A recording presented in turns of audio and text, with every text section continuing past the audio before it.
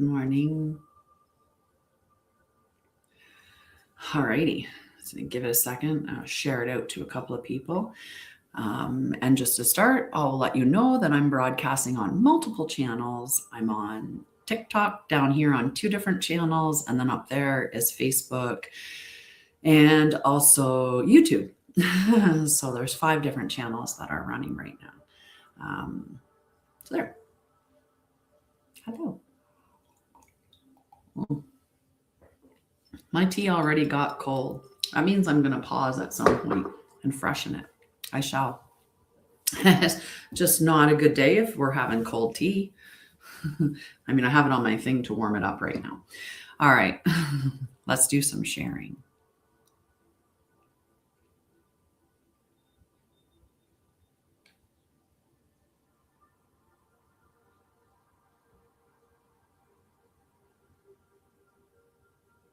Hello, how are you?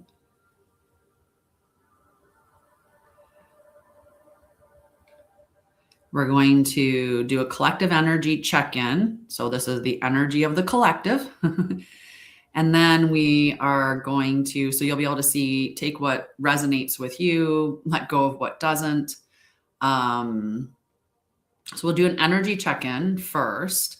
We'll talk about some things. I'll see where you guys are sitting at and help you maybe get back to your center today. If you're struggling with something, we can discuss that. And then we're going to do the global meditation.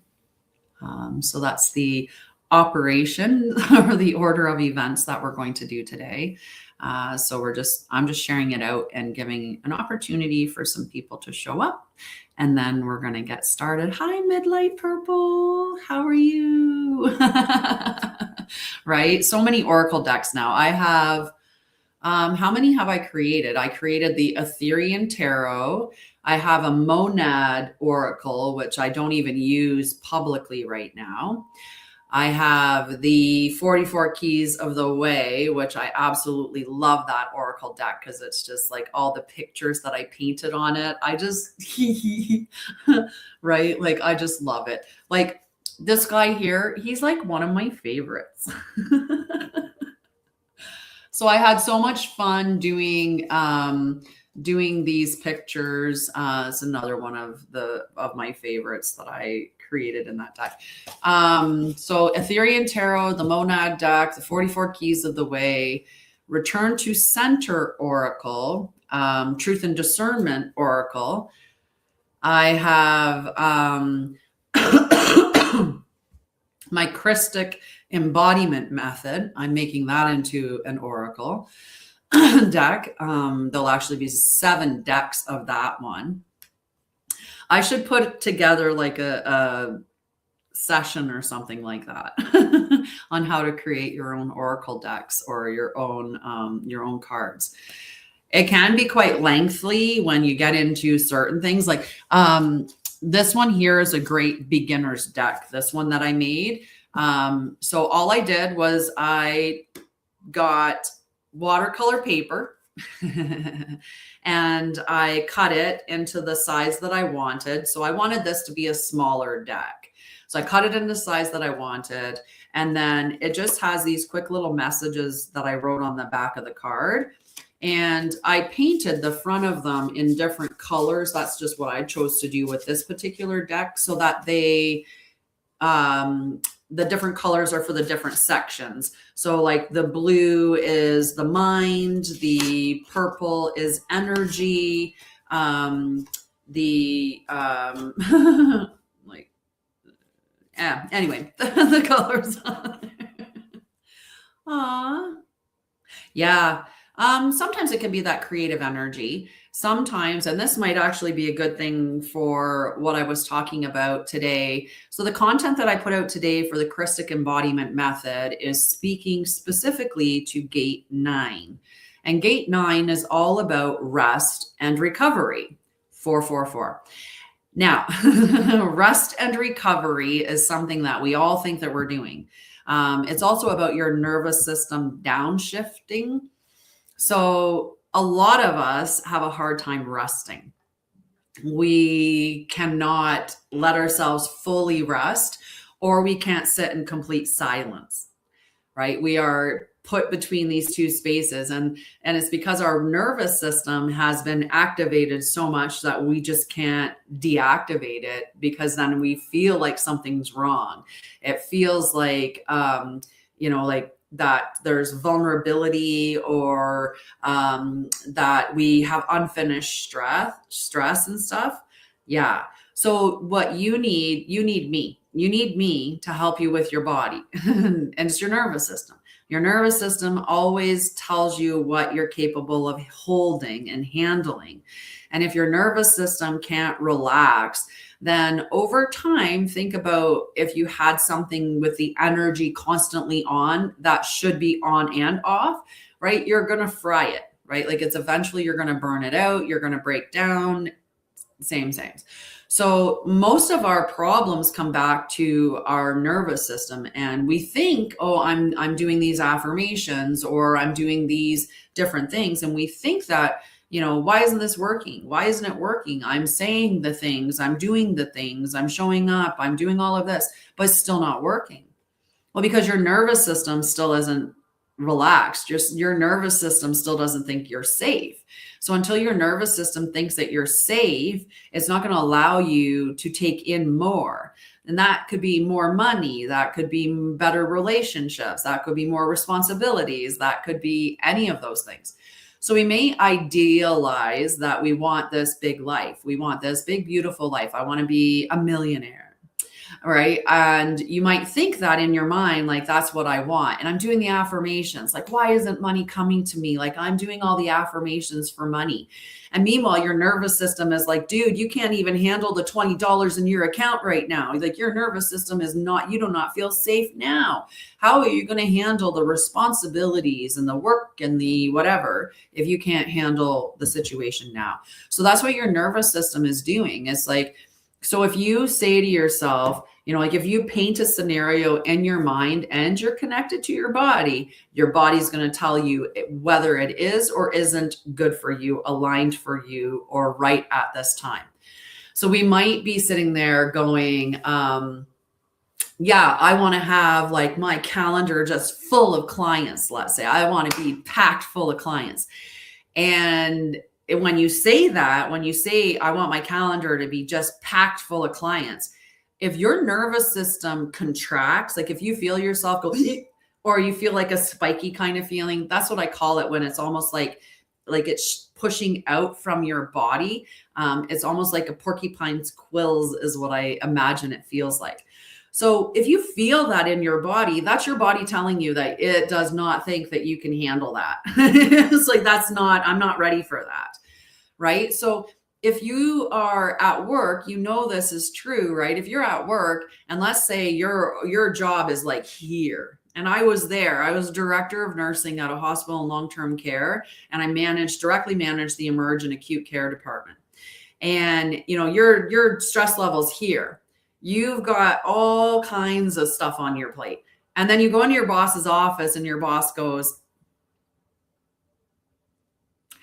your partner, someone that manages another unit, is going off on a long-term leave. They're going to be gone for 6 months, and you're now responsible for their workload. Your body is going to go, it's going to tell you right away, no, that is not okay. That is not okay. But we don't hear our bodies most of the time because we've been disconnected from it. We've been taught to think that the mind, like our brain just sitting there in there, that everything that it thinks is like true, or that everything it tells you to do is correct. Like we seem to go to the brain as the command center, and that's not the case, right? Our heart is the command center, at least it should be. And if your heart's not the command center, then you need to do some work to put the ego in the back seat, because it's clearly running the show. Buenos dias. So we need to be working on the nervous system. That's the biggest thing. When you can get yourself to feel safe, no matter what the situation is that's going around you, then your body is going to allow you the capacity to hold more. No, it's not. And now that they're talking about this, like when you really look into things, and I don't know if you've seen Sabrina Wallace or anything like that, 1010 on the time. But when we're talking about, like, you can talk about the Internet of Bodies, you can talk about like how they, if you look at the CIA documents or you look at some files that they have out there right now, the stuff that they can do to your brain. I mean, there's even people at like the WEF forums and things like that. They're talking about how they can supplant thoughts in your mind. Like they can hack your mind. They can hack your dream state. They, like there's the ability to do these things is there. So you can't even, you have to, I shouldn't say you can't be certain the thoughts are yours. You can, but you have to work on it, right? And that's that working on discernment, right? So, your consciousness is not local to your body. Consciousness is in the field, right? So if they can get in the field, they can supplant those things. And they do it on purpose because then it keeps you looping and you think that you're evolving or you think that you're headed in the right direction. And meanwhile, they've just supplanted this idea that, I wonder how many people they've told are Yeshua, right? And they're running around, I'm Yeshua. And then they're totally off track from what they're supposed to be doing because they think that they're on this mission and they never were. Yes. Yep. Exactly. They can be absolutely lots and lots of distractions out there. And, the spiritual war that we're in, they literally pay people to be influencers, right? They pay people to be influencers to lead you astray. Like, do you not think that Deepak wasn't a plant? Right? He was to give you only so much of the pathway to enlightenment, but then loop you back in to the system. And that's what was happening, right? So then if you're working with somebody and you have this, like, almost like you can't stop working for them. You can't stop using their services. You got to keep going back. It's kind of like your doctor, right? You have to go back and see your doctor over and over and over again because they put you on a prescription you need refilled, and you need to go and see them and talk to them about everything, right? And, that's like this repeat thing. You never get cured. You just get a prescription. And did you know that they did a study on certain blood pressure medications? And they did this one longitudinal study, which means that it was conducted over many years. And in this case, it was conducted over 40 years. It was one of the most significant studies of a medication because of the amount of people who entered into the actual study and that stayed in the study, and they were able to collect all this information. So this was about people with high blood pressure, and one group was not given anything. The other group was given the blood pressure med, and they tracked them over 40 years to see how it affected them, how it changed it. What they found was that at the end of the day, everybody died. The difference between the control group, the ones that got the medication and the ones that didn't get the medication, is that the ones that got the medication, their blood pressure number was better. That was it. Because the blood pressure medication didn't fix the underlying problem. It didn't address the root cause. All it did was affect the numbers so that your blood pressure was lower. So it's just, the medication didn't do anything. And your body is such an amazing machine. It's biological, it's magnetic, it's electric, it's this powerhouse. And it wants homeostasis. It always wants to return to balance. It always wants to go to health. Hi, Dean. How are you, love? So it always wants to go back to that when we don't interfere. So we have to either determine where are we putting toxins in that need to be taken out, and where are we not getting the things that we need that's inherent for us to live, right? So that's the balance, and then you find health. That's it. That's how you get healthy. Take out the things that are toxic, add the things you need, and you're good. Sabrina Wallace. Sabrina Wallace. She does a lot of conversations surrounding like the Internet of Bodies. She talks about how we're being hacked, a lot of biohacking information. She's very intelligent. It may be challenging to understand what she's talking about all the time, depending on where your understanding is. So if you want to find information on her, it's probably better to go to some place like, I think Rumble is one that they talk about, and YouTube, because of the longer form content that you can do on that.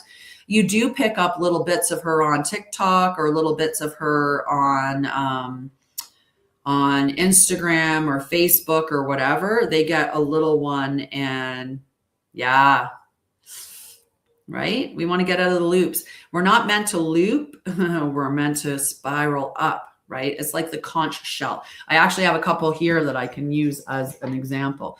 We're meant to spiral like this, right? Where we see, we're on our path. This is the path to enlightenment. So we start walking along this path, and you see how it's going up and it's narrowing. We're meant to see something in our life come up, and it's like, oh, I've seen this before.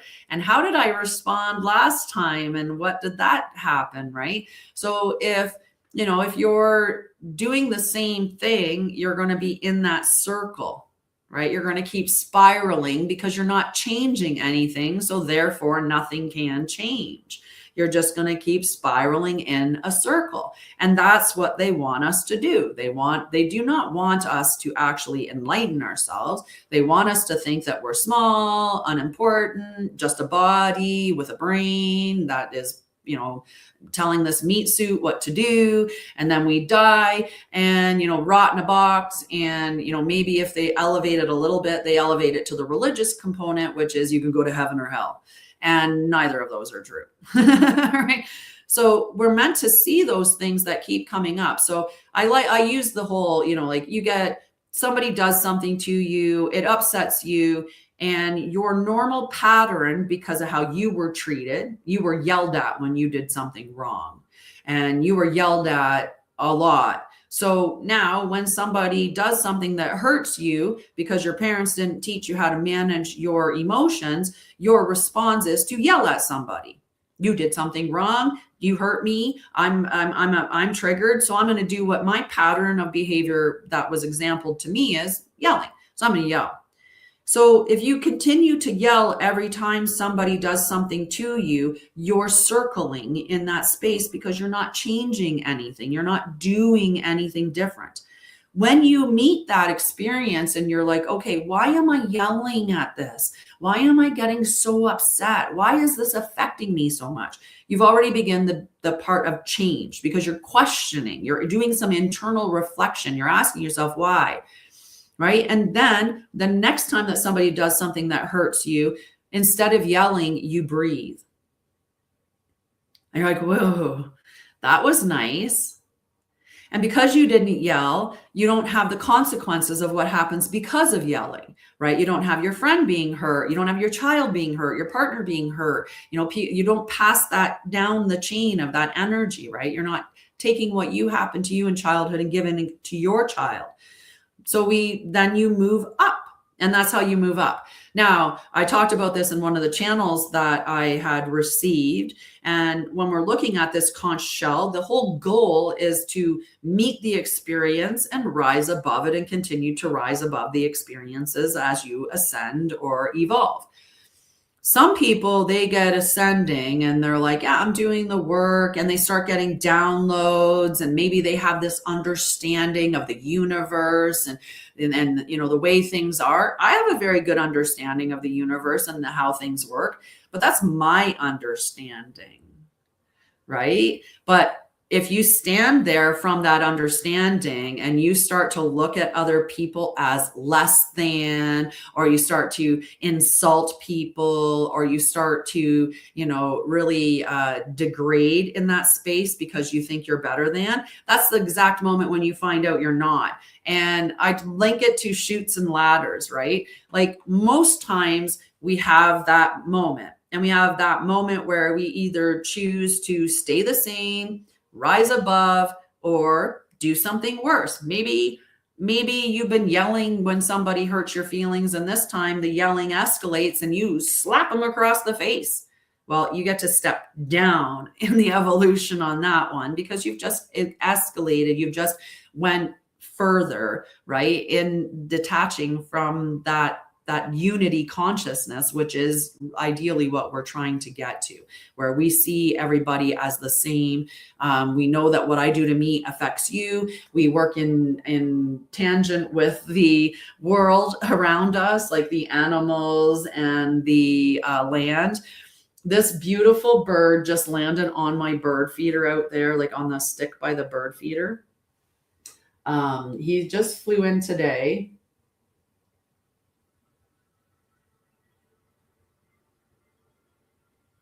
Oh, I got him. I think I got him. I'm going to show you guys. Okay. I can't remember the name of him, but that particular bird. Okay. So nice. All righty. Where were we? Yes. Oh, yeah. Tons of things were being programmed all the time. All the time. That's why you should turn off your TV, go outside. That's why you should disconnect your Wi-Fi at night, or even when you're just not using it, just have your Wi-Fi off most of the time. Plug it in to use it, go about your business, unplug it to go, to when you're not using it. If you can. I know that's a little bit harder to maintain. Hi, Christine. I'm not sure if she's here yet, but I saw her come in or on the thing. She's at least here. Okay. So we were going to do the collective check-in. We got really chatting about a lot of stuff today, and I love that, right? Yeah, I do. I turn it off every night. I have this routine. I turn down the temperature. I unplug the Wi-Fi. I have make sure the doors are locked or whatever, right? And then I close all the doors to my bedroom so that I'm sleeping with my door shut. Yep, very different. If you use, like they have Faraday fabric, and they have these beanies. In Canada, we'd call them toques, but they have these beanies or toques that you can wear as well that block out all the EMF and all of that stuff. And when you go into these Faraday rooms, really amazing things are happening. Right? When they go in there, they realize how many thoughts are actually fed to them that aren't actually their thoughts. And when you're in the room, you're actually able to access memories that you haven't remembered for a long time, or have conversations with, like, say, certain people that, like, say your mom had passed away. You'd be able to connect with her. So that's my goal, is to create a Faraday room.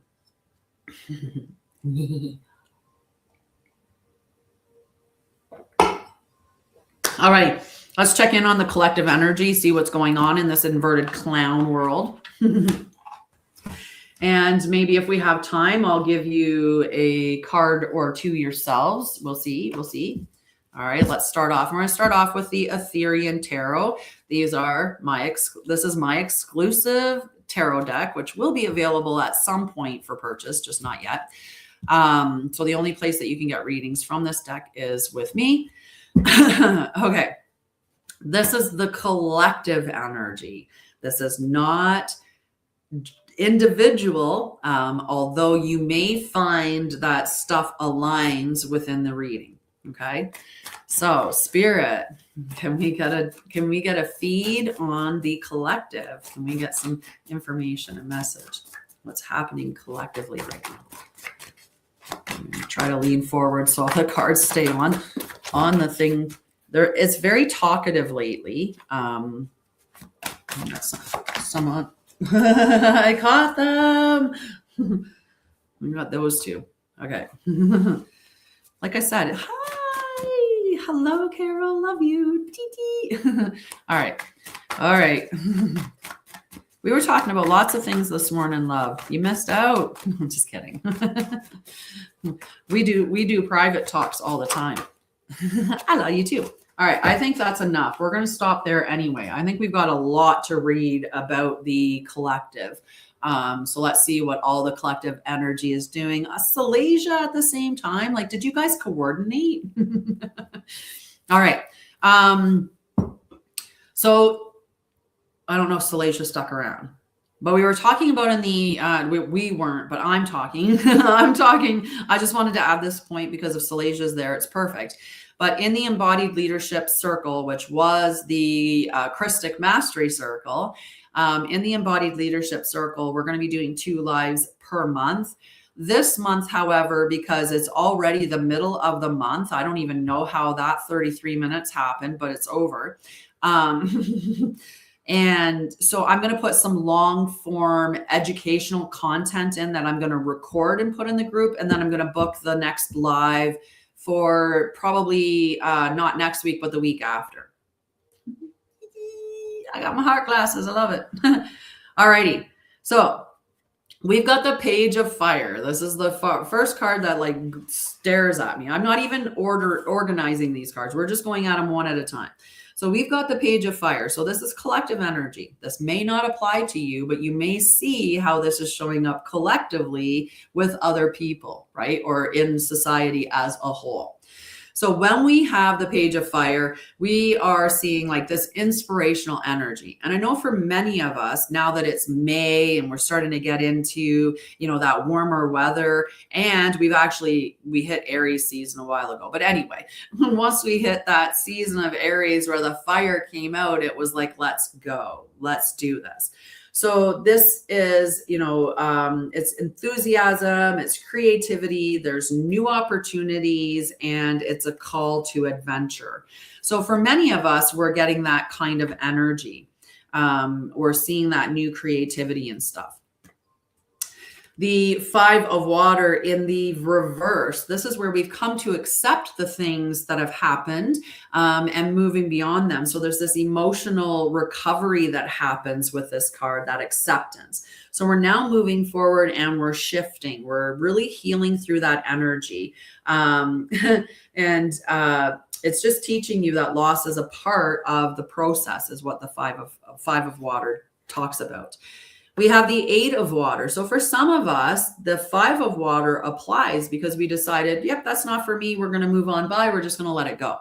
But for some of us, we have the 8 of Water. And if we flip the 8 of Water over, in the reverse, it speaks of that fear of change. And many of us are crippled by fear of change, right? We stick to the comfort zone so much and to the familiar, even when the familiar isn't that great, even when the familiar isn't healthy for us. We'll still keep doing it because it's better what we know than what we don't know. And we have been taught by society to fear change, right? That's just, it's what we've been taught.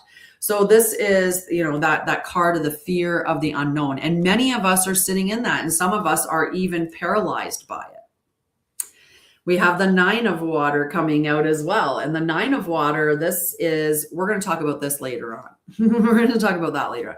I want to talk about the 3 of Water, which is in the shadow first. The 3 of Water, when it's in the shadow, it can talk about being isolated. And I know a lot of us have isolated ourselves, especially through the awakening process, because it's hard to have those conversations with people. And, you know, like when people are just glazed over, they don't see what's happening. They don't see what's right in front of their eyes. We have a hard time having conversations with those individuals. And for some of us, as we went through our healing process, we no longer tolerate toxic behaviors, toxic family member, all of that stuff. So we've isolated ourselves from people. This card can talk about that lack of connection, emotional distance, right? But it can also speak on the other side that it isn't a choice, but that you feel like you're left out. And that maybe there's some difficulty trusting others. And it's hard to trust people right now, especially with the rise of AI and these, you know, everything that's going on. Like, you don't even know when you're looking at posts on Facebook or on YouTube. Like, there's a whole channels that are done and the people are completely AI, and you have to really, really look at it. Oh, thank you, love. You have to really, really be careful, because you could be, without realizing it, not even following a real person. You're following somebody who is a completely AI generated account. There's many of them out there. I've seen them. It's crazy. All right. We have the seven, the seven of earth. The seven of earth in the reverse. So this is impatience, frustration with slow progress, and poor planning and wasted efforts. So we're seeing this in society. I mean, we can see how, you know, the top has wasted wasted resources, has wasted fine money, has done all of these things, right? But on an individual level, when we look at that, many of us are frustrated because we've been putting in all of this work and we're not seeing the results of that. And that's just, it's really, really being challenging, right? It's challenging to stay in that calm space and just keep your nervous system steady and just keep waiting because it is coming. And so we can be in that frustrated, like, oh my God, where is it? I've been tending to this for a long time. So for those who are, you know, creating, say, the new earth, this can be the card that would be showing up for them, that they're just frustrated because we're not seeing the evidence of it yet. But do know that it is happening. All right. We have the two of water in the reverse as well. When we have the two of water, there's imbalance in relationship. And many people are experiencing this, where there's an imbalance in relationship or there's just disharmony. There's an imbalance in the relationship between the people up here and us down here. Like, right? Like there's a very, very big disharmony. Like when you look at the Met Gala, like that is just the epitome of stupid. Like it's just the epitome of just waste, right? Like we're going to show up there looking like abominations, looking like, you know, a boil on a butt. And we're going to pay $75,000 for a plate, all while supposedly there's a war going on, while supposedly, like, while people are starving, while prices are rising, like all of this stuff is going on, but we're going to go and eat $75,000 plate of food wearing horrific clothing that is nothing but just an example of satanic stuff. Like it's just gross. And I think people can see that, right? When you're like, if you look at the images that they're doing, hi honeybee, you know, when they're doing, it's you can see it. You can see it's very demonic clothing that they're pushing out right now, and it's gross. All right, so isolation. We have that. There's a lack of emotional reciprocity. There's unspoken words and disconnection that can also be coming up that can be affecting people. All right. We've got some good stuff coming out too, guys. It's not all bad. It's not all bad. I just want to go through some of the stuff first, and then we'll get into the good stuff. We'll get into the good stuff because there's good stuff happening for sure. And that'll apply to those of us that are living in that kind of different reality, because it does feel like that, where we have very different experiences these days, where some of us are staying calm, we're disconnecting from all of that stuff out there, and we're not affected by it. But then you have others who are, you know, like, oh my God, oh, this is happening, or that is happening, or oh my, you know, and those who are in that space, right? They are living an entirely different reality.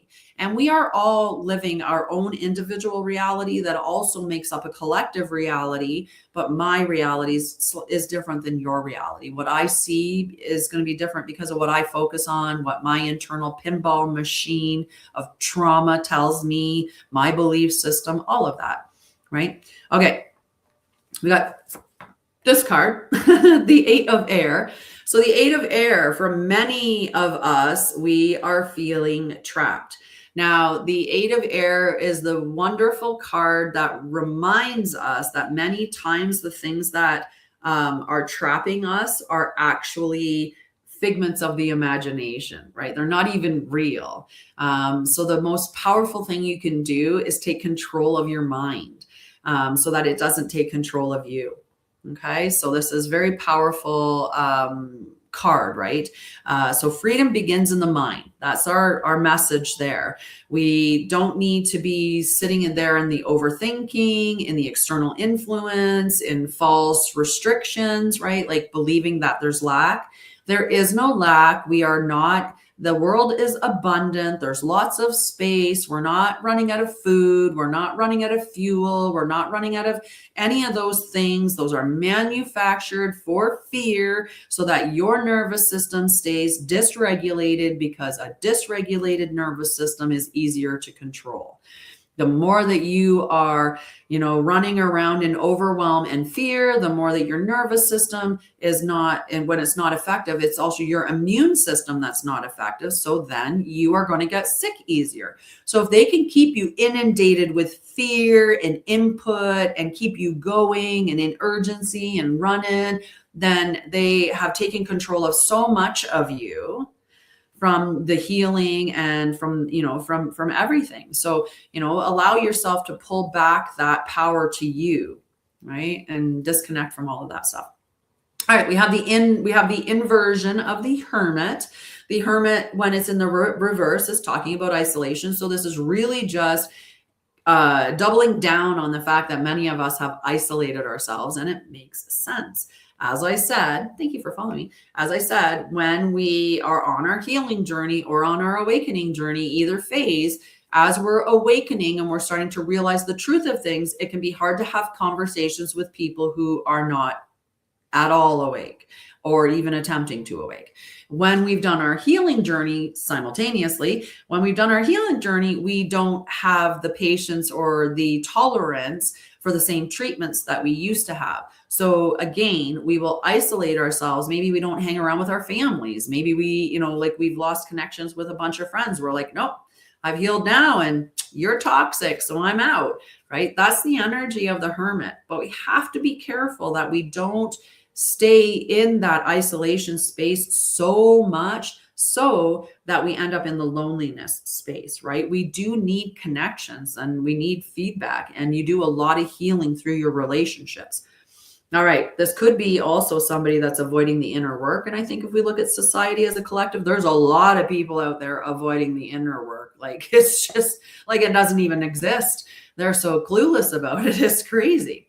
So this is that, when I said when we're doing the conch thing, as we're spiraling up, right? The one part of it is, okay, how have I always reacted in this situation? And is that benefiting me? Or why am I reacting with so much? Like, what is it that gets me so much on this? And when we start to reflect, that's when we start to make changes. That's when we have the opportunity to evolve past it, right? Hi, Tiny Tim. Thanks for following.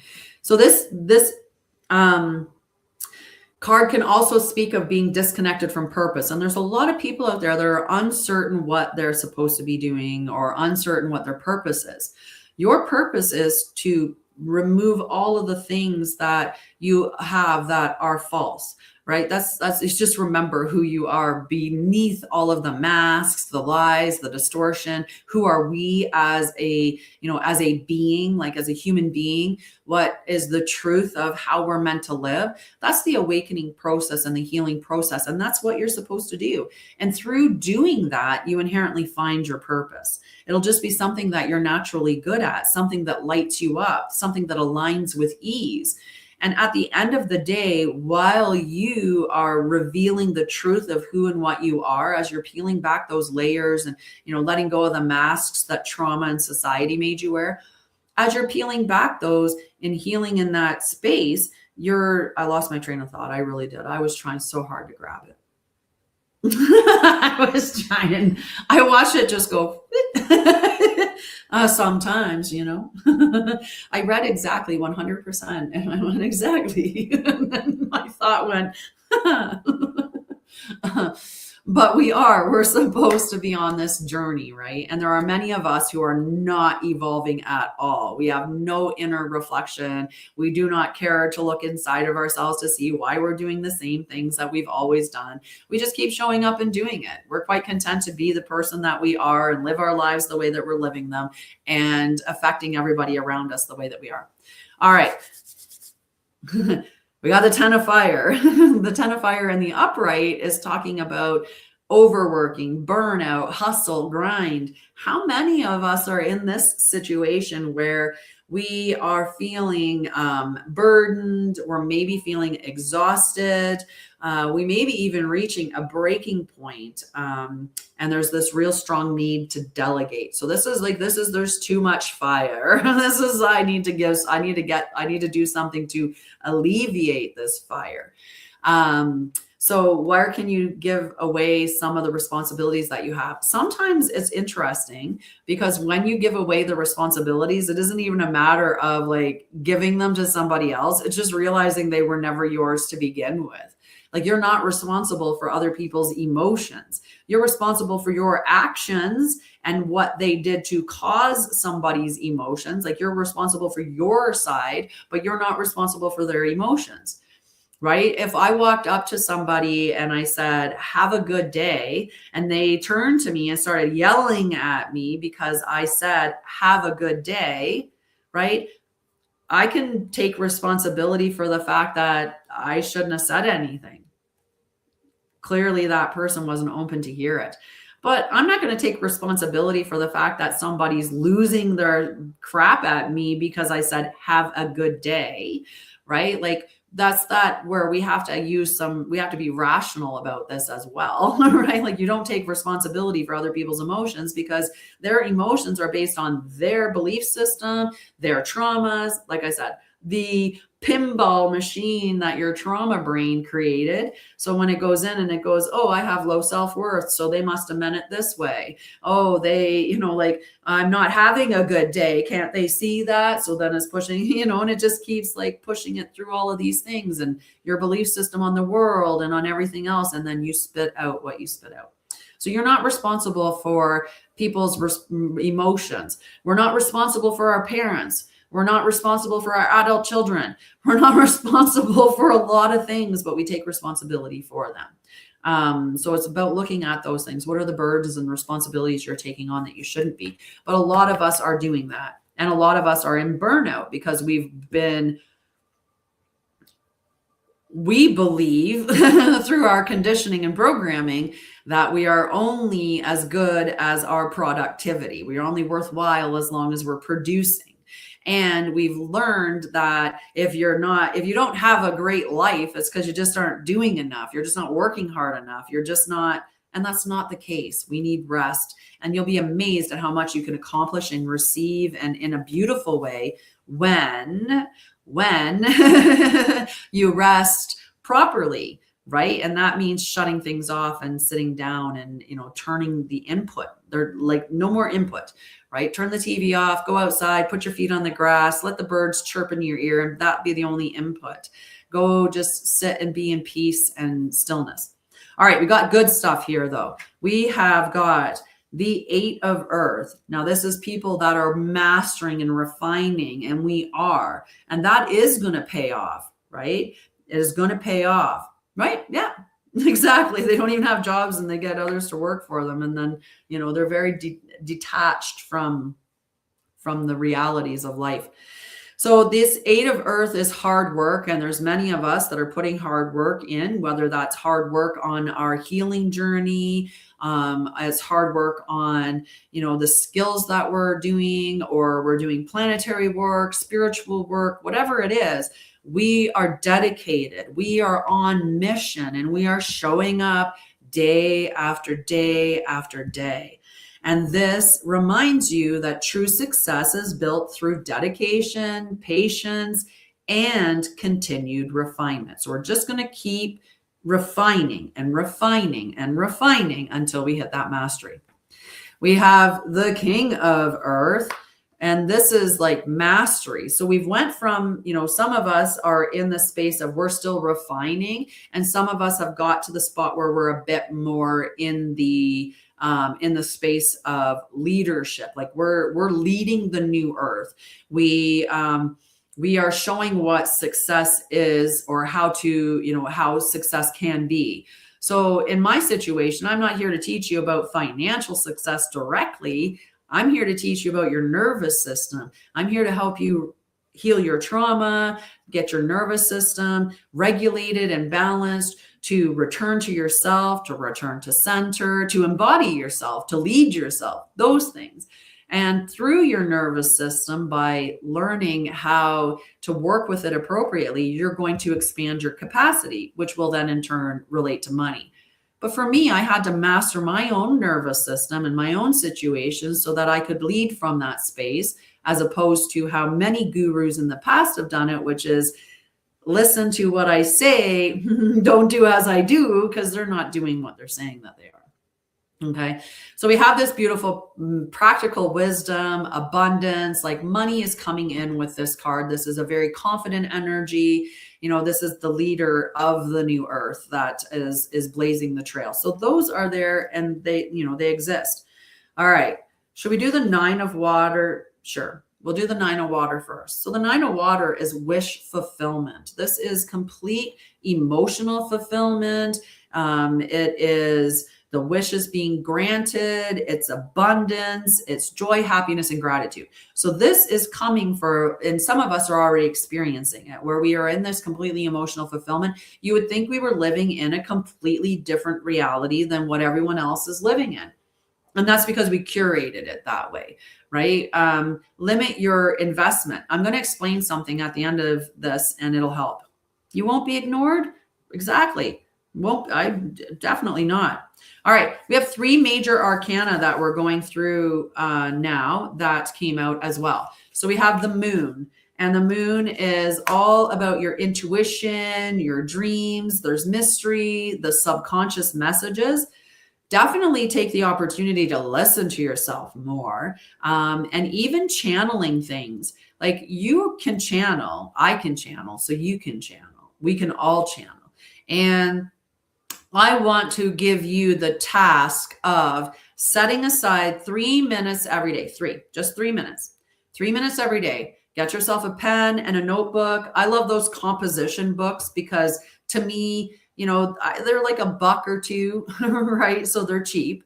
And then get a pen and you're just going to sit down and you're going to write the line, what does my higher self want to say to me? And then you're just going to write down what comes up. Don't matter what it sounds like. Don't matter how silly it is. Don't matter if you think it's foolish. Doesn't matter if you think it's cuckoo bananas. Just do it. 3 minutes and keep doing it day after day after day after day. And then you'll eventually realize that it wasn't silly and that it isn't foolish and that it isn't cuckoo crazy. It's actually real, that you are getting messages from your higher self. They want, your angels and guides want to communicate with you, but they won't intervene unless you directly ask. It's as if they're your friends, but your friends can't do anything unless you call them, right? My friend doesn't know that I need help unless I go, hey, I need help. And they want to help you. If my friend's struggling, I want my friend to call me. I want to be able to help my friend when they're struggling. Same thing with our angels and guides. But if we don't put the call in, they don't know we need our help. I have to go check. That was a bird that hit the window. I have to make sure. I think it flew away, but I have to make sure.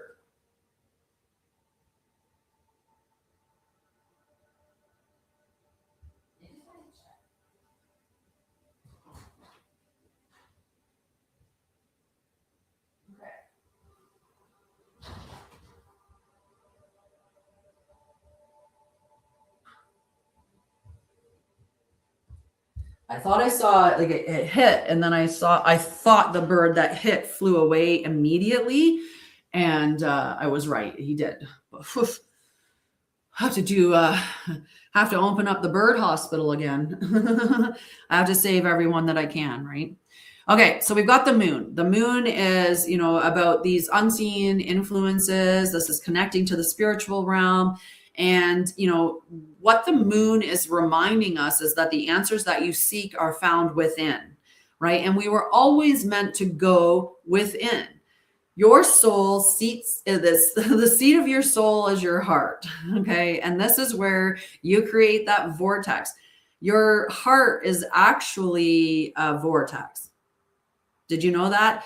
Did you know that if you took your heart out of your chest and dissected it, that it unspirals, right? It's not a bunch of muscle together with an opening, where it comes in and goes out, right? That it is actually, it's unwinds. And so it's one long muscle when it gets pulled out, when it gets unwound, because your heart is a vortex. And your heart is what's creating that toroidal field of energy around you. And that's interacting with the field, right? So you need to be going within. And the other part about going within is your consciousness, right? Is going into the consciousness and then into the field of consciousness. That's what we are meant to do. And this is what the moon is inviting you. So move beyond the fear of what you have within the spiritual realm, right? Or the lack of trust again, right? We oftentimes distrust ourselves. We distrust what we're hearing. Spend a little bit of time just thinking thoughts and paying attention to where the thoughts come from. So if you're sitting here right now and you want to check in on when you're getting a message from your higher self or when you're getting a channel message, I spent a bunch of time doing this because it was important to me to understand so I could be clear when I was getting a message. And when I sit with the message, it comes in, and when I'm thinking a thought, it's like central, like it's right in behind here, like it's coming from my brain. When I'm thinking, hey, that's a really cool bird that landed on the feeder there today. That was really cool. You have to look him up and see what type he is, right? When I'm hearing that, it's coming from like here in my head. But when I'm channeling, so if I asked for a message, that message comes from external more. So it would come in kind of in this range too. It comes in like between the ear and the forehead. So like temporally, and it's in that field, right? So practice with that. Think things and pay attention when you're thinking of where the thought is coming from. And then ask your higher self a question. And when the thought comes in, pay attention where that first thought comes from. And when you figure that out, you'll determine, okay, this is my internal thoughts versus my external communication. Okay, so that's a little tip for you. All right, I gave you really great couple tips today. Wow. That 3-minute channel in the morning is a beautiful one. We got the sun. The sun is that beautiful success, joy, clarity, vitality, divine truth, optimism, childlike wonder, fulfillment. I mean, if we all embodied the sun energy and we embodied that childlike wonder, we'd recreate heaven on earth right now. Just all of us with our energy, right? We are so powerful. Our creative abilities is unbelievable. So us sitting in that energy would be super powerful. A lot of us already are.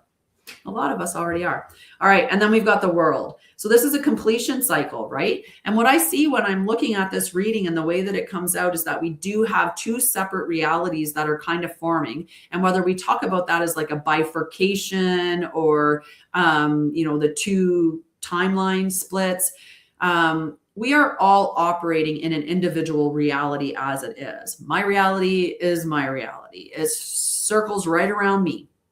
It's what I pay attention to. It's what I put my awareness on. It's what information I acquire, knowledge I acquire, all of that. And my reality is influenced directly by the majority's belief in society, right? So what happens as we awaken as a society, beliefs change collectively. And as the beliefs change more and more and more, it changes the things that we start to see within our reality. So what I mean by that is as more and more of us begin to believe that mermaids exist, or as more and more of us begin to believe that dragons exist, as more and more of us begin to believe that there's a veil, hi love,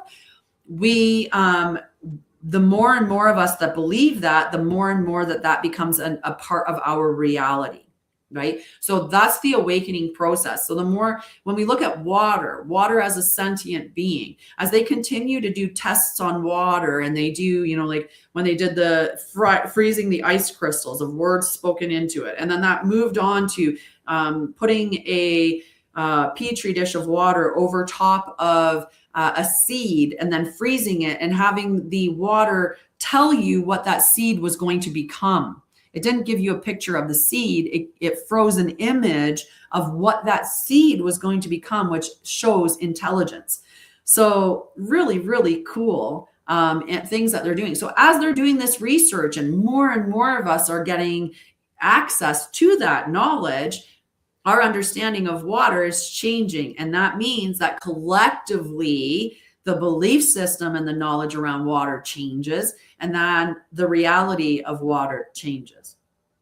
It's like water forgot it was sentient too. And the more of us that remember that it's sentient, then water remembers too. And it'll just be real. It is sentient.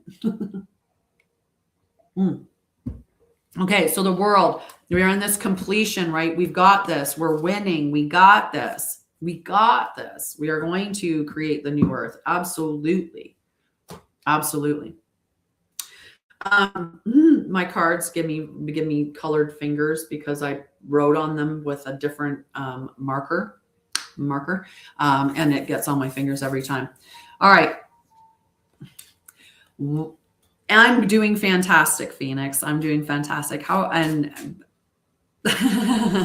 are you? And hi, Char. How are you? Okay, I'm going to pull a couple of cards with the 44 keys of the way.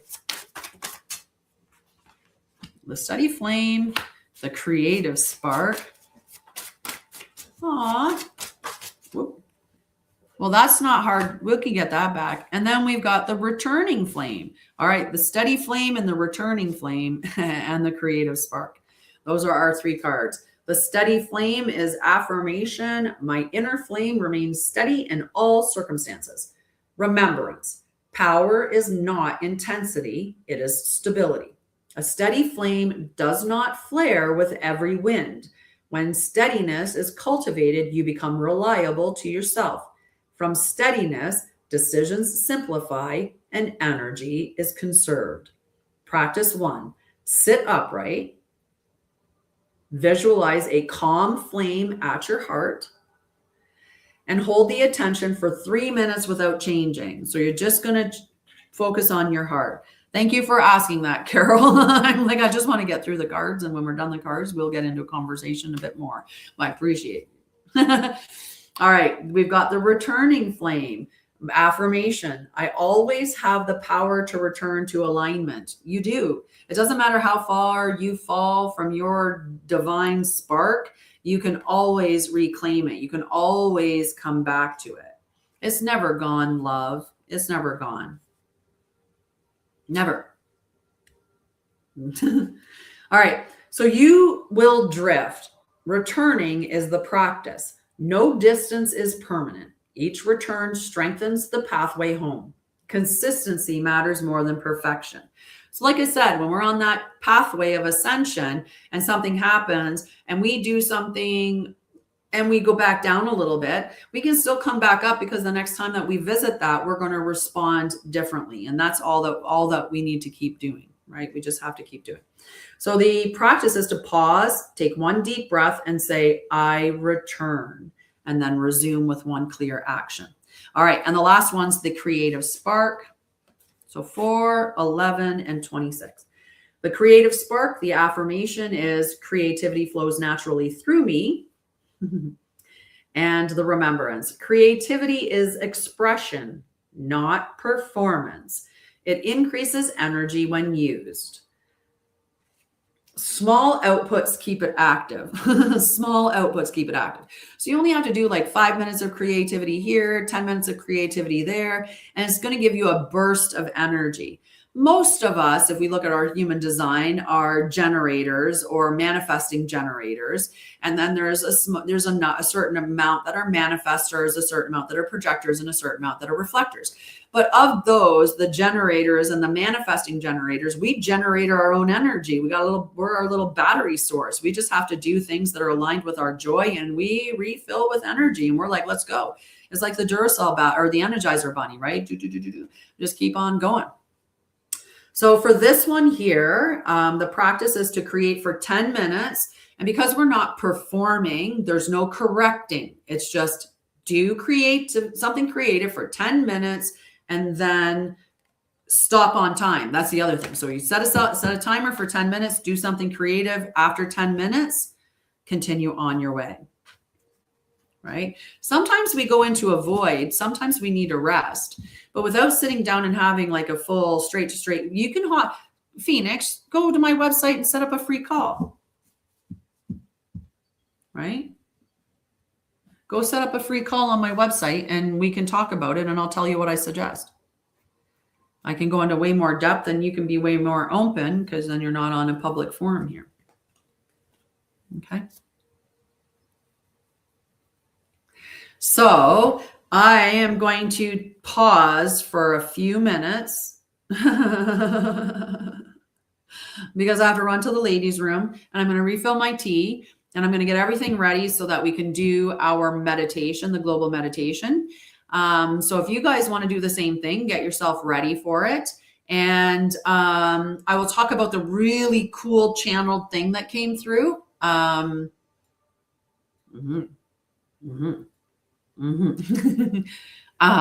do channeling all the time now. I have every morning I do channeling, and then in the evening I channel again. I just channel different things.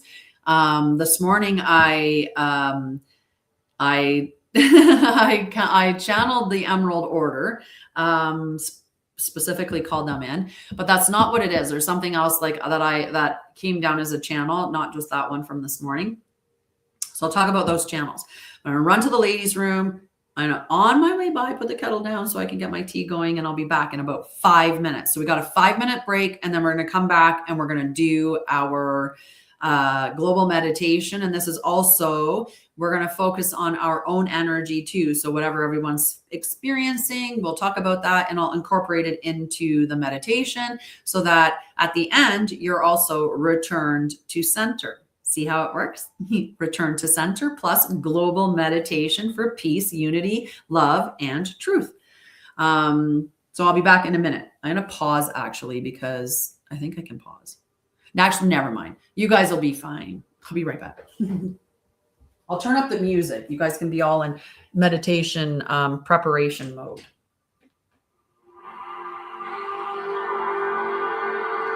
There.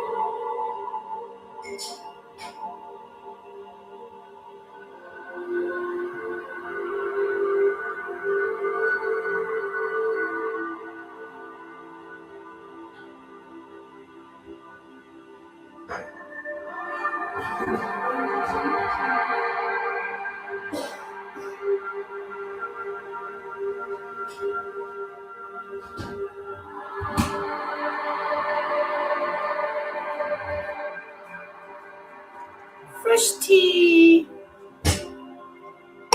Ha! Yay! Okay. I can turn that down a bit now. I almost threw it. Right? I did it so perfectly. I only had the perfect amount of water in the pot that was already slightly warm.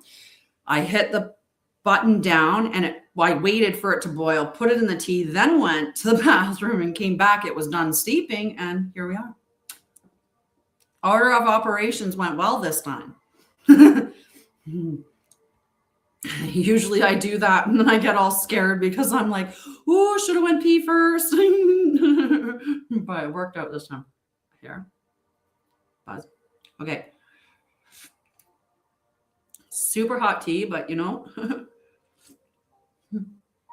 right?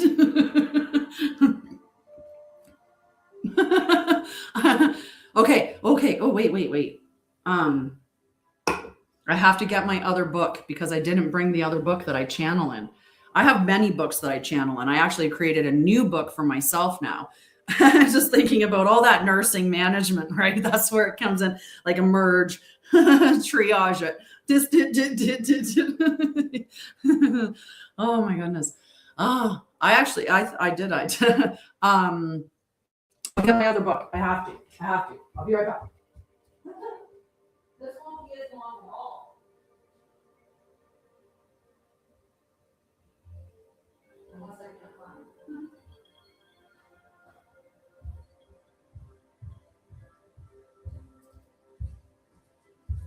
Okay.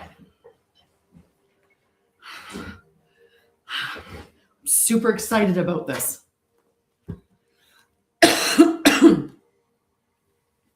Right? Oh. I love you. I love you for being there. Who knows? If my company doesn't take off, I could be back in nursing before the end of the year. Right? You know, a woman's got to eat. And, you know, if two of my companies, between the Hugs for Homeless nonprofit and Anshara'El, if, you know, I might have to go back to nursing. But that's not happening. Sorry, that's not happening. I'm just laughing about it. Okay, so I encourage you. This is your homework. This is like free spiritual mentorship for sure. And if you don't, this is a cheap book. This is $2. I bought this at the dollar store and it cost me $1.98. And I wrote on it, messages from me to me. Into me I see. Into me I see. Anyway, this is my channel, myself. This is where I talk to my higher self. That's all I do in here. I sit down and I ask my oversoul. I breathe. You got to breathe. Get into the present moment. Get yourself into state. Breathe. Ask yourself for a message, and then you just write what it says. You just write it down, and you'll be surprised. I will be really nice and share one so you can see that sometimes what it says, you might think, oh my God, that's just so silly. It said sweet child when it spoke to me. It was sweet child. Like when I asked for the message, it went sweet child. Although calling you that is silly, for we are eternal and time is irrelevant. I love you and I am infinitely proud of you. You wonder all the time whether you're on the right path. I assure you that you are, and the right things, and whether you are doing the right things. You are. There is no one direction, one absolute path that you must take. You are a river of knowledge. So picking one thing is such a challenge. All you have to do is create the doorway, because once they work with you, they will keep coming back. You have so much to give and you care so much. You are waiting for validation. Read that again. You are waiting for validation. And while you wait, you will continue to wait. The law of attraction, babe. And then I laughed. I literally laughed when it came out. The law of attraction, babe. Because like your oversoul sounds like you. The information, like when you're writing it down, it's going to sound very aligned with you because it is you. Right? It is you. So, anyway, so the message went on, as from that point about, the law of attraction. I understand what you mean. You do need to see sales, or else how do you know it is received? For that's the best part of giving, having it received and appreciated or enjoyed. When it is a metric of refinement, there isn't the emotional investment in the results. You create, put it out, see the results, adjust if necessary, and continue. When you get hurt or allow it to affect you personally, then it speaks to validation being tied to the metric. You are so close to absolutely knowing and accepting of your worth, being constant and guaranteed. Accept it. You are worthy. Anshara'el or not, hugs or not, just you as you are, worthy, and require no external validation of such. I know the physical realm is so much more challenging, heavy, and dense. But you soak up as much good from every fiber of reality. Stay in the light, in the joy. Keep refining, practicing, and especially playing with life, right? Like it's just, with spirituality.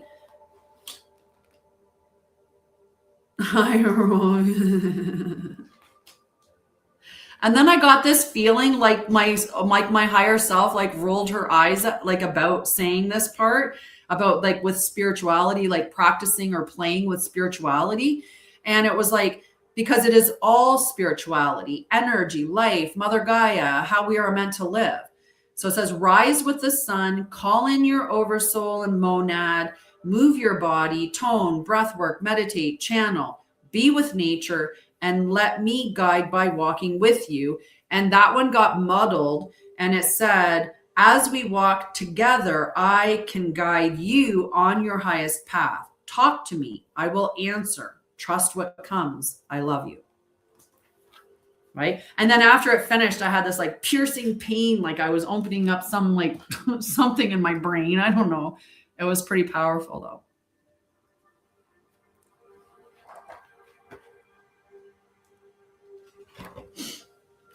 It was very cool. So do that. Get a cheap notebook. That was $1.98 in Canada. So, I mean, it's probably 50 cents in America. And probably 25 cents in the UK. So, like get yourself a book or a stack of paper. Doesn't matter. Get yourself something to write on. You can go get yourself something fancy, right? You can get something that's a little more. That was not what this was initially created for, but it turned into a book that I now write down some of my channeled messages from that I receive. And it all started with this one here.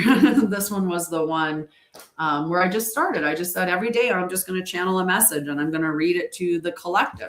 And I haven't read today's message out because I didn't get to record it because it's still early. So I'm going to read it for you guys now before we do our live. So you'll have to bear with, before we do the meditation, you'll have to bear with me because it's hard to read when you're automatic writing. So this is from the Emerald Council. The Emerald Order. We see you. We see the work you are doing. We are so proud of the ground crew. We continue to support. Keep raising your vibration. Connect with nature. Be intentional. Connect to ley lines, to sacred sites, to nodes around the world. Key sites. Support. Send love. Your light, and drive out the dark. Stop watching the show. Your creative energy is best used focusing on the new earth. Focus on what we are creating, not what is falling. There is no building from the distorted, inverted system. Build the new. These structures have to be created in tandem with the collapse, the fall of the old. Transmute the pain and fear. Burn it in the fire of truth. Install the pillars of sovereignty to guard your gate. Call in your monad and oversoul. Stand in unity and bring heaven to earth. We are watching and supporting. It's not long. It's not far. Keep your awareness on where you are headed. Focus on your ascension. Detach from the results and whether this will ascend or not. And that's about people too. Begin with you. Support Andes, Uluru, Stargate 10. Put a block over Switzerland and CERN. See it weighed down, covered, contained. Install the black box. Block it from the light. You are the creators. They are not. They are thieves stealing from your God spark energy to fuel their atrocities. Take your creative power back. Only focus on the reality you wish to see and create. This includes the programs you watch, TV, the music you listen to. Love and light, the future you desire only. Starve the darkness of your gift, your attention, the very thing that creates realities. Chills, oh, chills. Hi, hello, long time. The very thing that creates reality is your attention. They do not have the God spark. They cannot create. They need you to create, and they can only get you to create by feeding you the things they want you to create. So they feed you war and hate and fear and lack and all of those things, division and polarity, and you put your attention on it and create a reality of that because so many of us have put our focus on that. So every single one of us that has a God spark, every single one of us, if we put our attention solely on what we want to create, which is the new earth, the old would collapse like that because it cannot exist without our light, and they do not have theirs. They gave it away. They sold it, they traded it, or they never had it to begin with.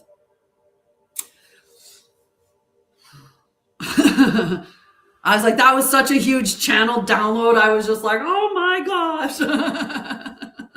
Oh my gosh. 1:18 on the time there. Right? Like huge.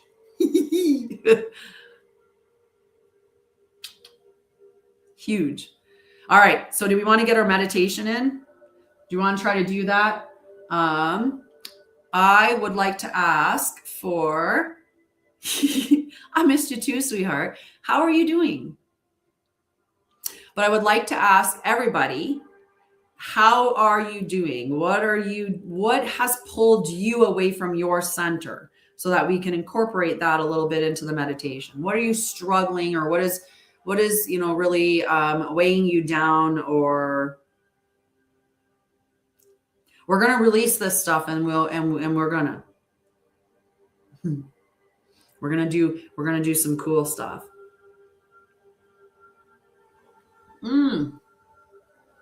Not good.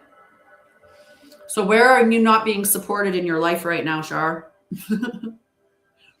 Or where do you feel that you are unable to support yourself? Because it could be either. You could feel like somebody's not supporting you, or you could feel like you're unable to support yourself, or a general not being supported by the universe, right? Yeah. So that's why the back pain, right? So when you sit with yourself, the weird weather patterns our governments create, right? Yeah. It's bad. There's a lot, but that's what we can't be focusing on it. We can't be focusing on it. As much as it may seem a little delulu, right? It may seem a little delulu for us to look out there and see like the pattern, the stuff across, and to be like, not my sky, not in my world, not in my earth. In my earth, we don't poison our people. Or in my earth, we have clear air, clean air, right? Like it may seem a little like that.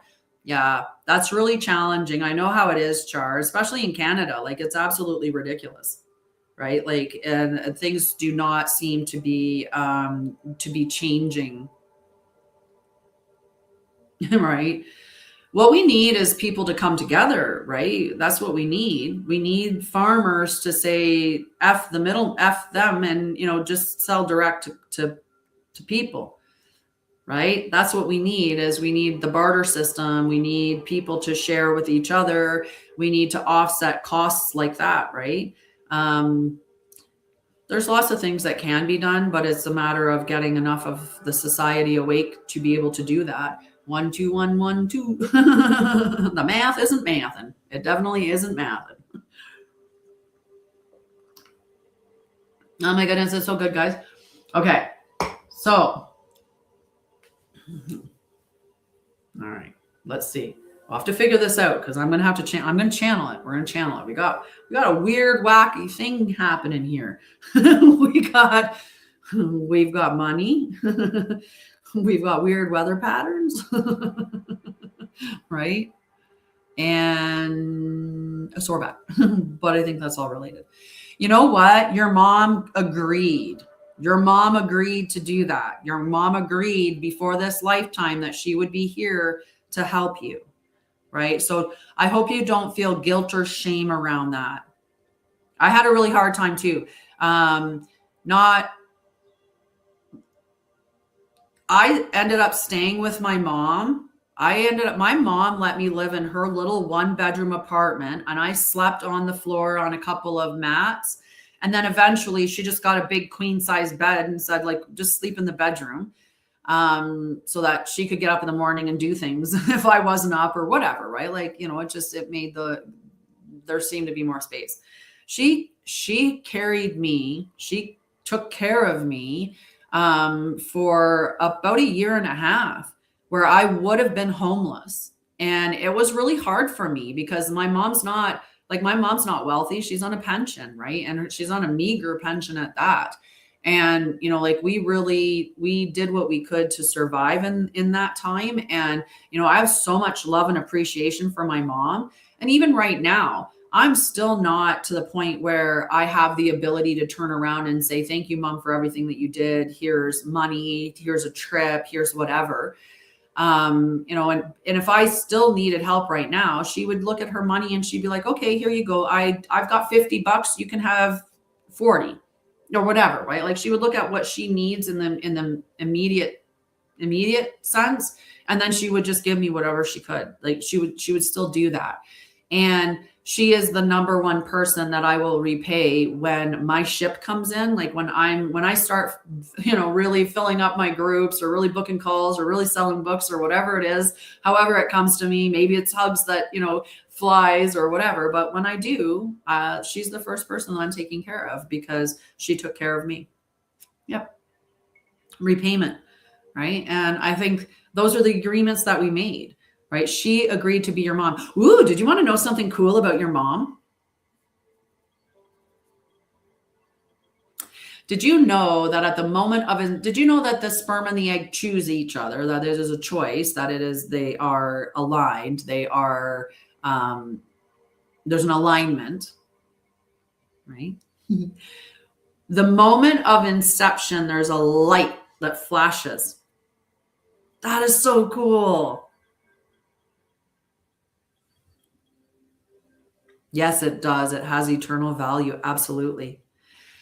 So that spark that happens, right? That's considered to be like the spark of life, right? The inception of life. Did you know that your mitochondria, which you only get from your mother, is the lighthouse of your cells?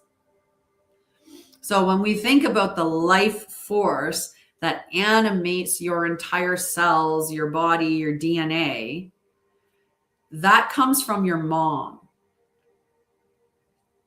Your mom is what gives you your mitochondria, which means your mom is the one that gives you your life source, because your mom is the portal, the energetic portal that allows your spirit to come in. Yep.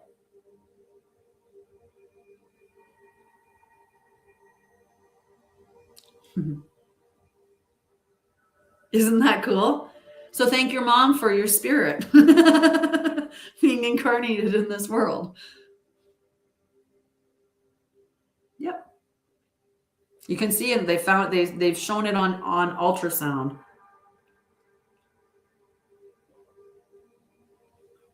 I'm glad I wasn't a part of the study where they caught that insemination on screen. That's just be weird. Yeah, I love my mom too. I love her. I'm so grateful for her. I'm grateful for everything that she's done for me. It's just powerful. And we agreed to that, right? And we've probably agreed to something we are not even aware of for our children later on down the line, and that's just going to be something that we end up doing, right? It'll be interesting to see what exactly did I tell my children I would do for them. Like what agreement did I make? But yeah, I'll be there for it for sure. All right, let's do our global meditation. Let me grab a different bit of music. Still in the same one, but I think I want to do this one. All right. Was the music too loud? I feel like I was yelling. Pardon me. Was the music too loud a moment ago? We got to get the right level on the music, and it could be just a matter of moving it.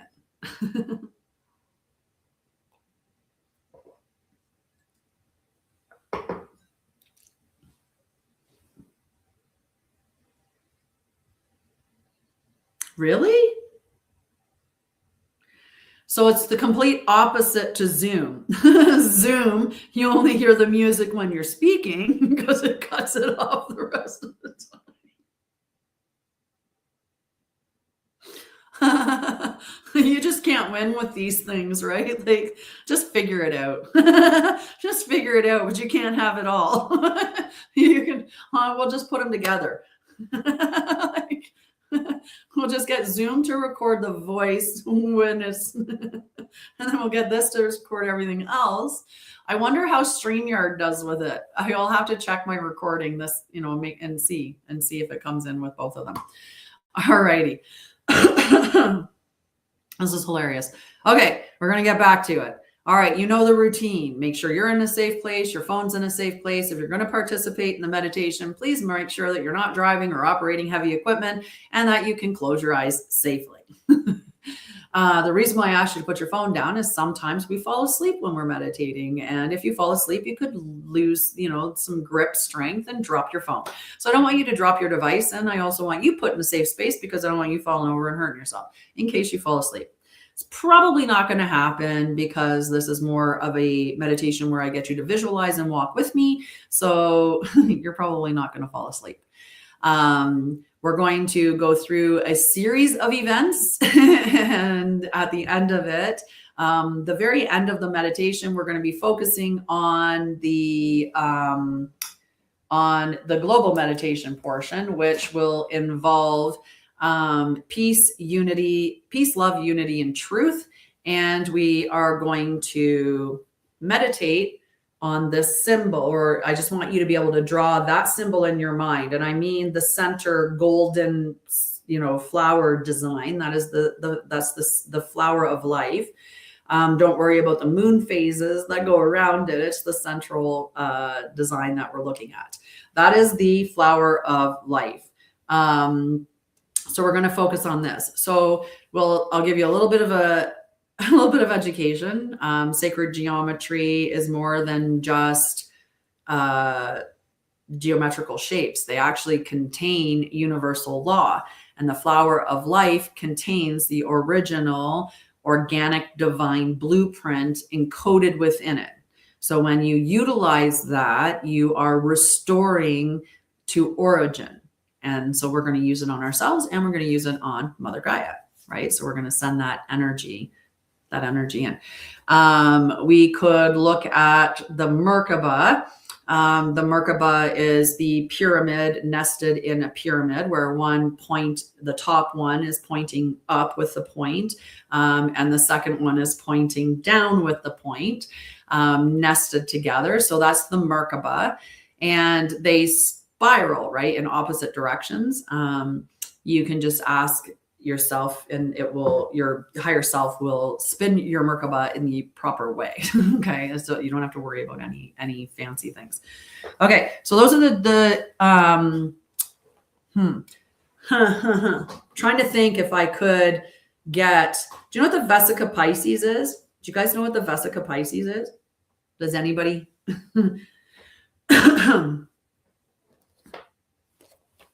You know what a Venn diagram is?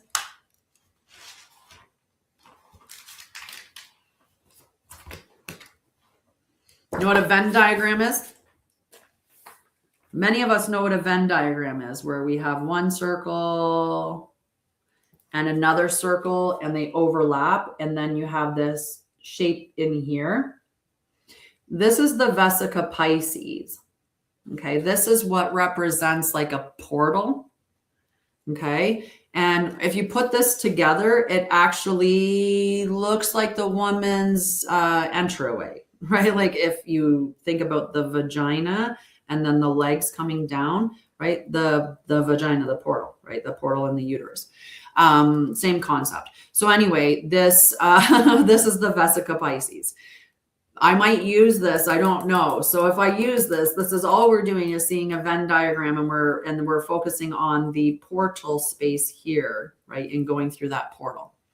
And that's good enough. Your higher self knows all that it needs to know. You are attached to the greater consciousness, right? You are attached to the celestial archives. You are used to, you're used to the celestial archives. That's another great spot to show it. A great spot to show it, because it does show up repeatedly in here, because we have this circle overlapping this circle, which means that right here in this space here would be another Vesica Pisces, right? And that would create it continually over and over again in the flower of life.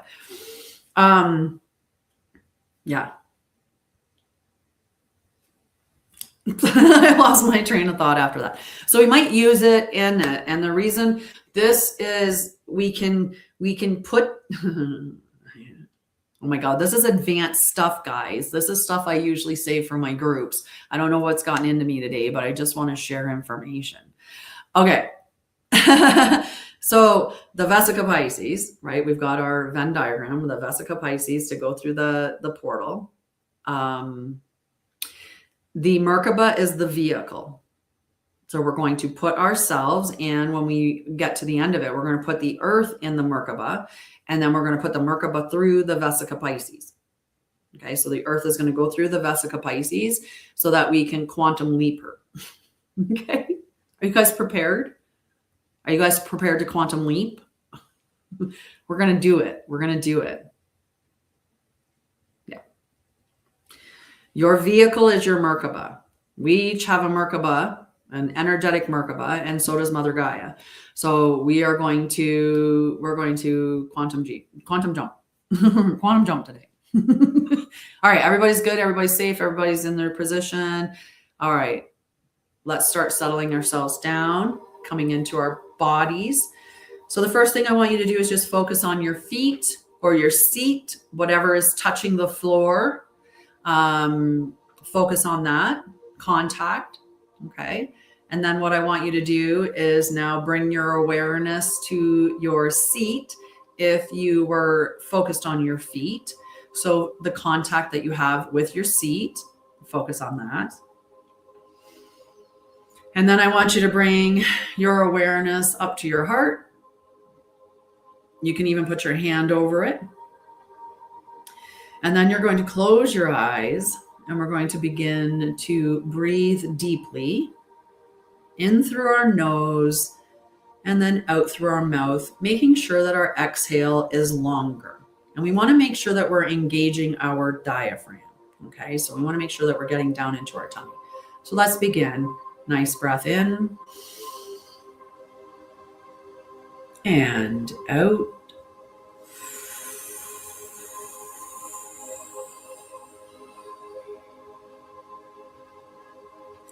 As you exhale, pay attention to the space that gets created. And I want you to sink into that beautiful, relaxed space. Another inhale. And exhale.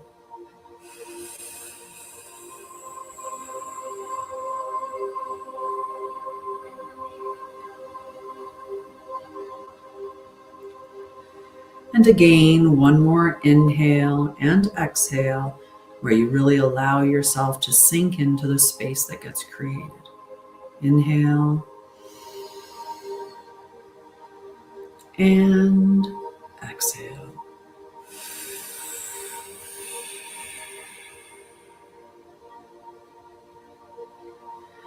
To begin, we're going to put ourselves in a beautiful golden orb of protection.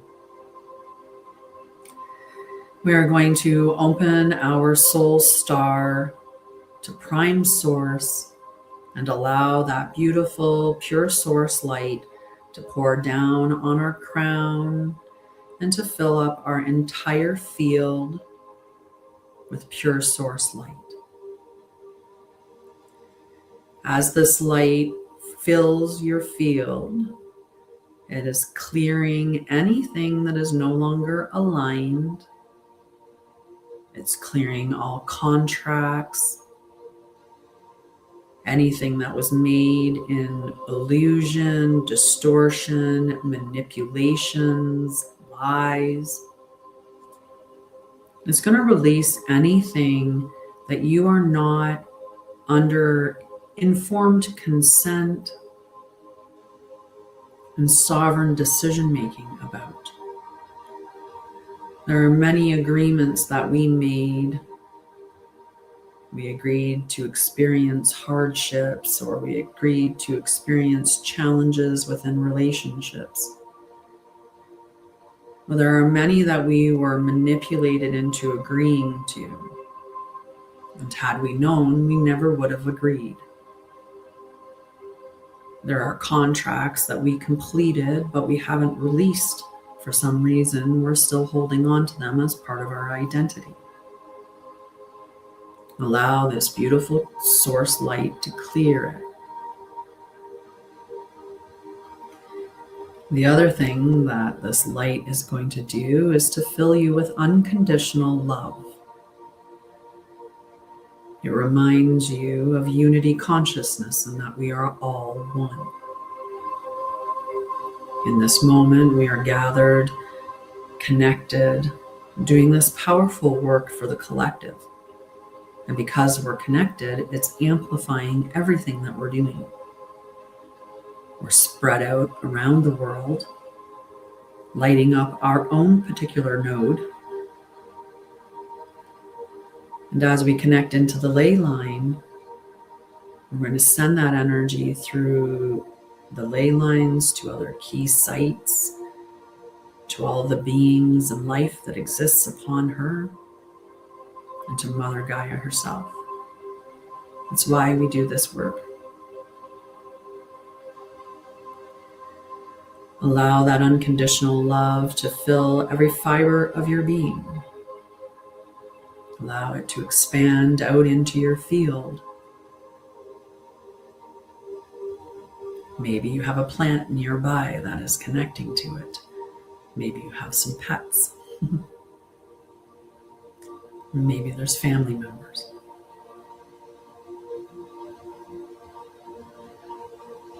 Allow that beautiful light to continue to cleanse, to clear, to remind you of unconditional love, and to heal you.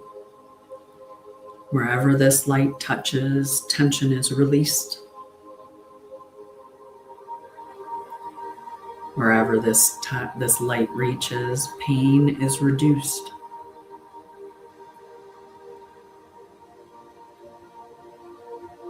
Allow this light to shine through every cell of your body, to your DNA. See the little powerhouse, your mitochondria, lighting up with source light. See it spread everywhere.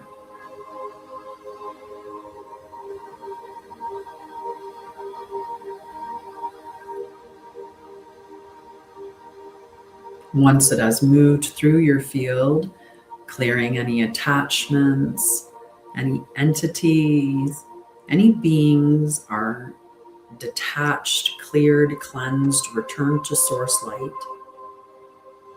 returned to unconditional love.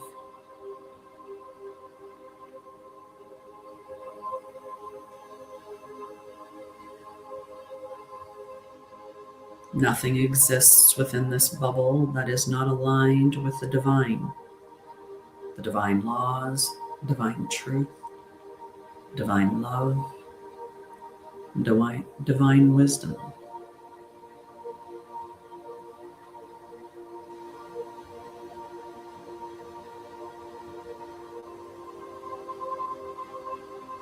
Allow yourself to sit in this beautiful space of purity, cleansed, unconditional love,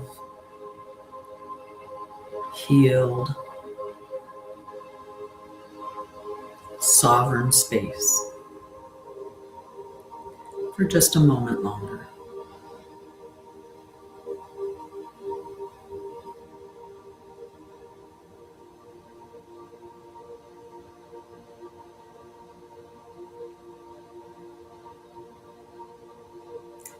We work on ourselves first before we work on others. It's important that we are clear and aligned and in the appropriate energy before we start working with Mother Gaia or sending out energy to other beings.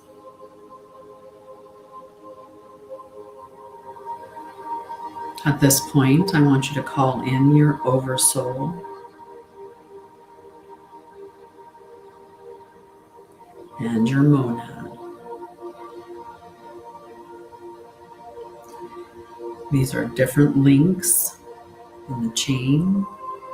The monad settles into the flame in your heart.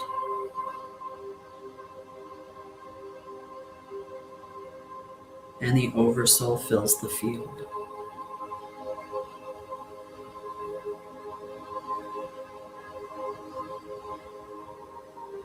I'm going to envision that beautiful flower of life that we spoke about earlier. And we're going to pass that through our entire field, turning that into a 3-dimensional flower of life, the same as this entire orb that we're sitting in. A flower of life ball surrounding you, encompassing your energy field and your body. And as it fills your field, it recalibrates you to your divine, original, organic blueprint.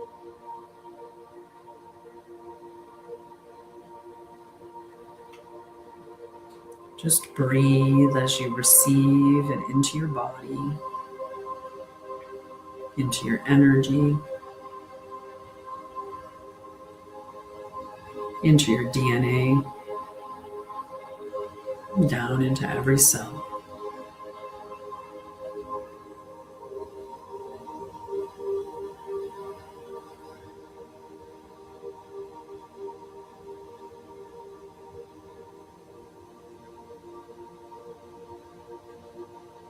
What we're going to do next, after we have upgraded or reminded our bodies of its origin, we're going to envision our divine highest timeline before us. You can see this in front of you like a light, a line of light stretching out in front of you. This is the only path that you are concerned with. This path is the amalgamation of health, love, wealth, purpose, passion, spiritual alignment, It is the highest timeline combined of all aspects of you in one. All other timelines are cleared from that beautiful pure white light that's still pouring into this orb that we're sitting in. So the only one that remains is your highest timeline.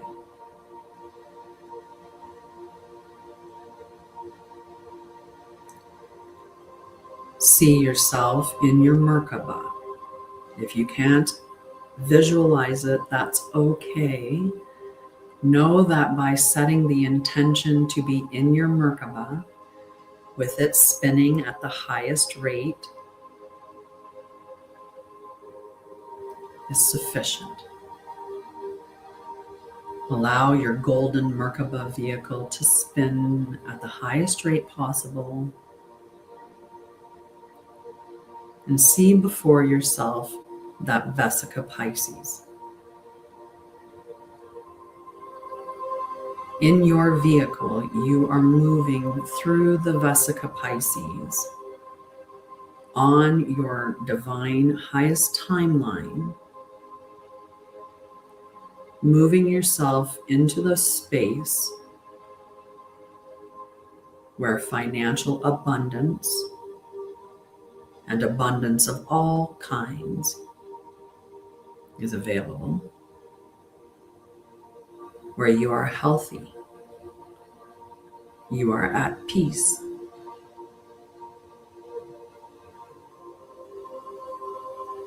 you are aligned, you are on mission, doing your passion and your purpose. You are filled with joy. You have wonderful relationships. You love yourself and are confident.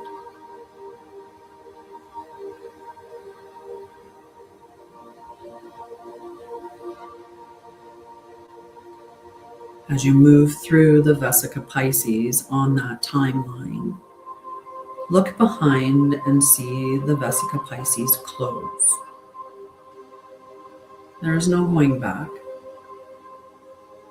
Divine highest timeline, it is.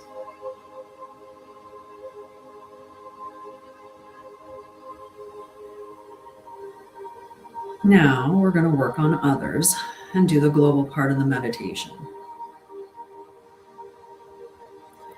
This beautiful orb that we're sitting in, full of source light, that pure, unconditional love, that pure health, alignment, that's still pouring in, cleansing, clearing, healing. And all of us together are going to draw Mother Earth into the center of our circle, so that the entire planet sits between us. And this beautiful source light is pouring into her.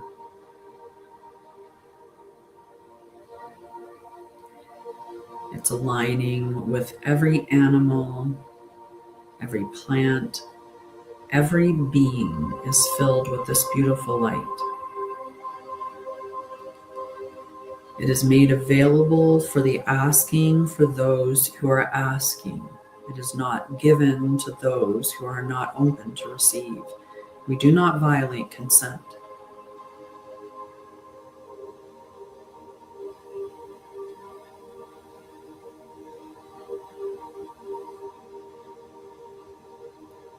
As we are in this circle, Mother Gaia is being filled with unconditional love and unity consciousness, reminding every soul that's seeking exactly what it feels like. They're being reminded of what they always knew.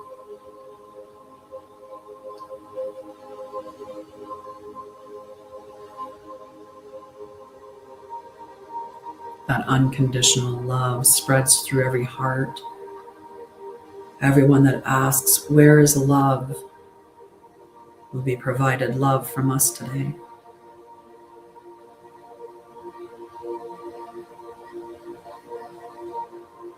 All the animals and the plants and Mother Gaia herself are being filled with love right now.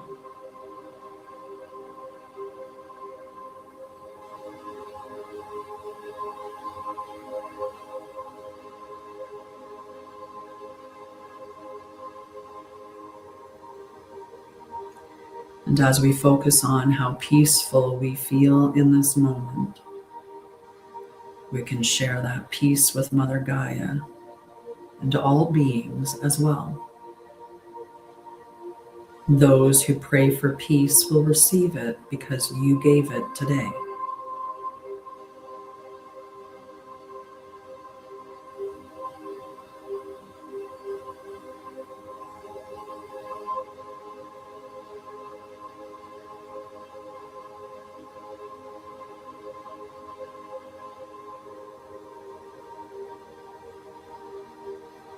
As we sit here, we call on pure source consciousness for the divine truth. And we ask that that divine truth be sent to Mother Gaia and all beings.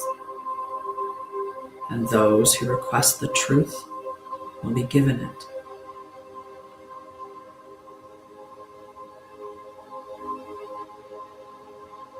See that flow to Mother Gaia.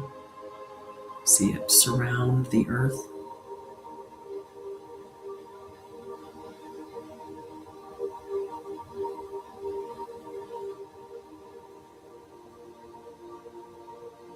And now we're going to see Mother Gaia in her beautiful golden Merkaba.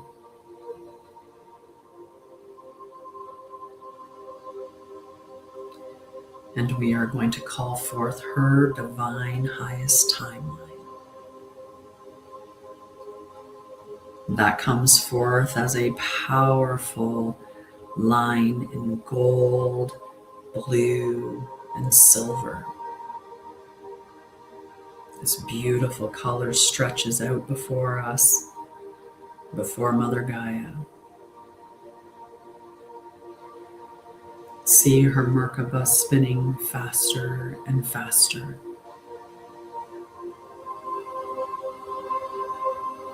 As you look at the timeline, the divine highest timeline for Mother Gaia, see the Vesica Pisces and watch as the earth passes through the Vesica Pisces on that divine highest timeline. And we can all turn around and watch as the Vesica Pisces closes, sealing off any other timeline. So this is the only truth.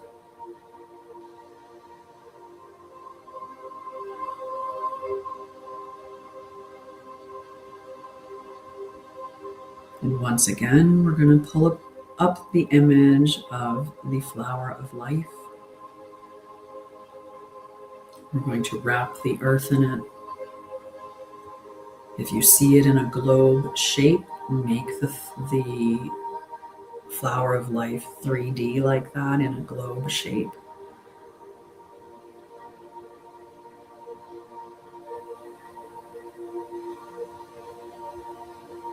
Allow the divine original organic blueprint to be applied to every being, to be reminded of the earth herself.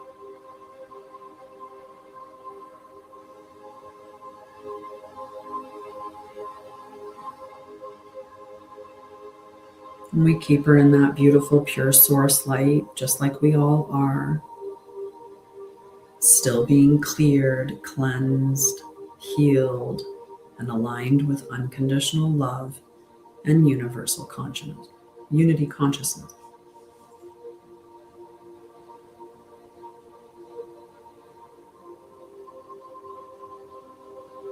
Allow that light to cleanse and clear and ensure that nothing but the divine highest alignment is available for us all.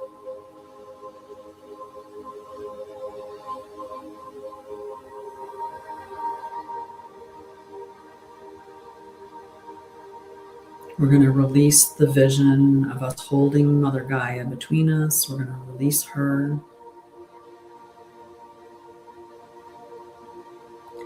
We're going to bring our awareness back to ourselves, focusing on our feet. And then bring your awareness to your seat. Maybe wiggle a little. Bring your awareness back to your heart. Take a breath in and out.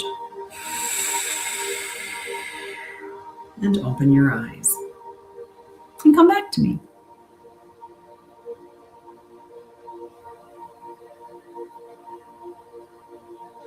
And I stopped it at 22:02. The time on the music.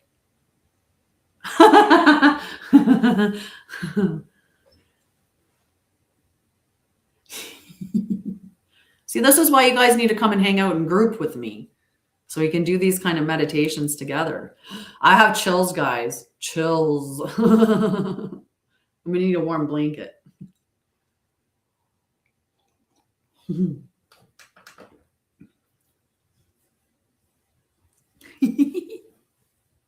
You got that. It's here. It's now. You're good.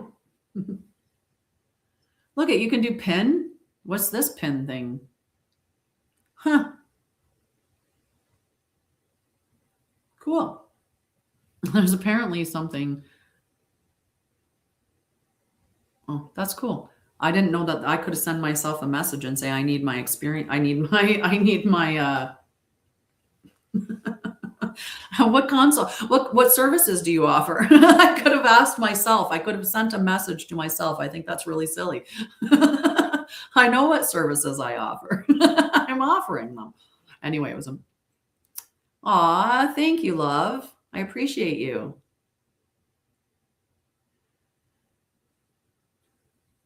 I'd like to do a psych evaluation on you, my friend.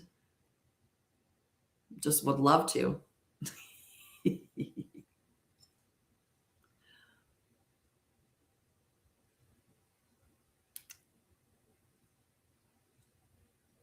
Yep, would totally love to. Love to, and I think I'm the one that's qualified to do so.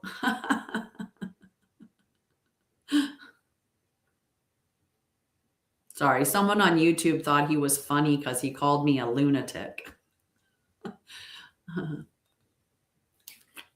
I wonder if he understands where the word lunatic comes from.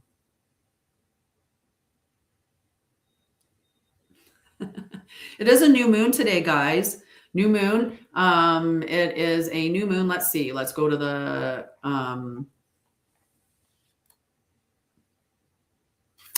moon today. Right, that's why I went to the moon. So today's phase is the new moon, and it's the new moon in Aries again. And exactly, we don't care. You go live in your matrix. Bye-bye. Go live in your sad little world. It doesn't affect me at all. But yeah. Yep, exactly. Exactly. I love my life. I love everything about it. And that person has no bearing on it whatsoever. Truth doesn't return to void. Exactly. Some people just can't handle the truth.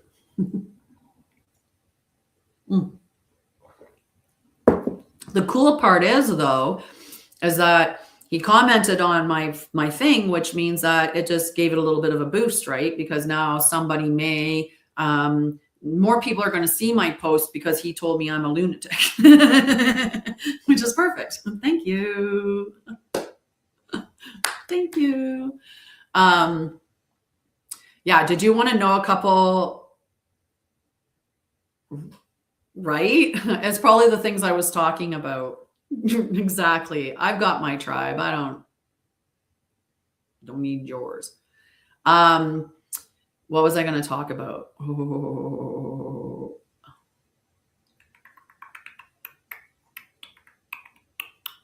Did you want to know about the spine a little bit? No, you know what? We've done 2 hours today. I think 2 hours is probably good. I have to manage my time. I have to do that. I'm just having a really awesome time hanging out with you guys. It's been a while.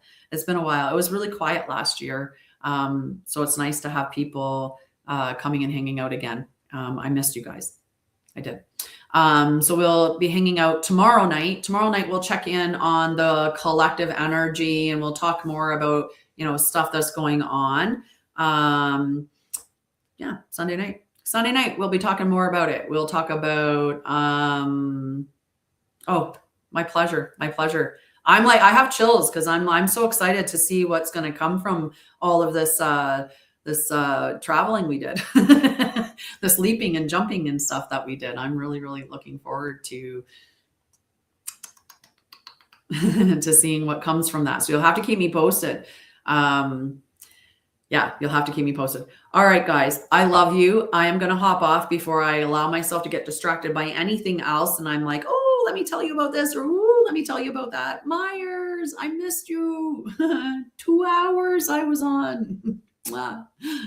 Sunday night, 6 p.m. Mountain. Be here. We'll talk about a bunch of stuff because I'm more just free flowing these days, and just even though I want to talk about the alignment for the week, I still just talk about whatever. We'll do whatever. Okay, we'll just have fun. All right, it's 2:02. Time to go. Love you guys. Have a wonderful rest of your Saturday. If you're in Canada, have a wonderful long weekend. And I will see you guys tomorrow night at 6 p.m. Mountain. Okay, bye guys. I have to try to remember.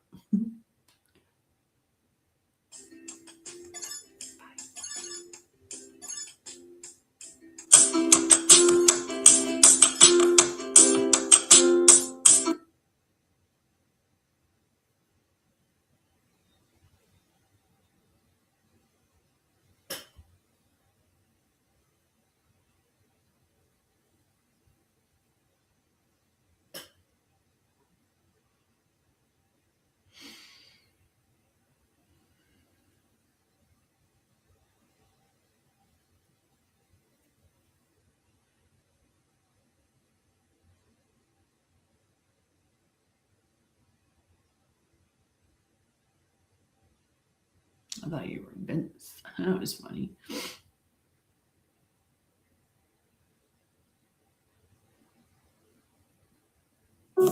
Christic embodiment method. We're going to continue talking about the Christic embodiment method. And today I wanted to talk about gate 9. So remember, the first 10 gates in the Christic embodiment method, or the first 10 gates in your chakra system, multidimensionally, are based around regulation.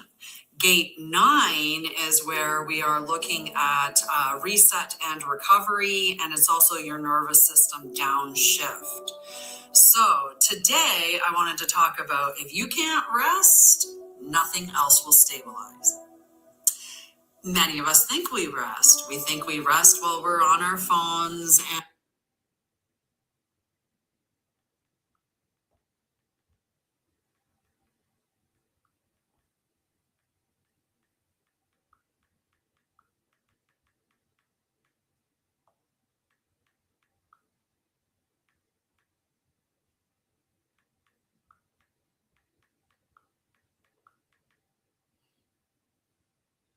we're watching TV, like we're going to just chill out in front of Netflix.